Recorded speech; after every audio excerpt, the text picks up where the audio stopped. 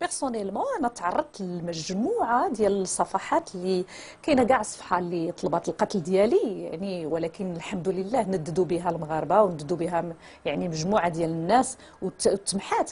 كاينين صفحات اللي تخلقوا سواء في الفيسبوك ولا في تويتر اللي كتعرض وتشهر بيا كشخص ولا بالاعمال ديالي، وكاين في يوتيوب اللي كاع خدا مقاطع من اعمالي ولا من يعني استجوابات ديالي سواء في قنوات مغربيه ولا في اجنبيه، وقطعها لغرض ما. كيهز الصوره ديالك والوجه ديالك والصوت ديالك وكيقطعوه. يعني شي انا بالعكس، انا هاد الناس هادو اللي وصلوا لهذا المونتاج وهاد التقنيات وهذا، انا كنقول لهم تبارك الله عليكم، ولكن ديروها في حوايج زوينه، ديروها في ابداع ديالكم. مؤخرا واحد البرنامج ميزون كور مثلا دزت فيه في دوزيم اللي هزوا واحد المقطع وقالوا انا كنستهزأ من القران، الوغ كو انا ابدا لا استهزئ من القران، بالعكس اعوذ بالله. ولكن هذه راه قاستني في عقيدتي، قاستني في العرض ديالي، قاستني حشوم.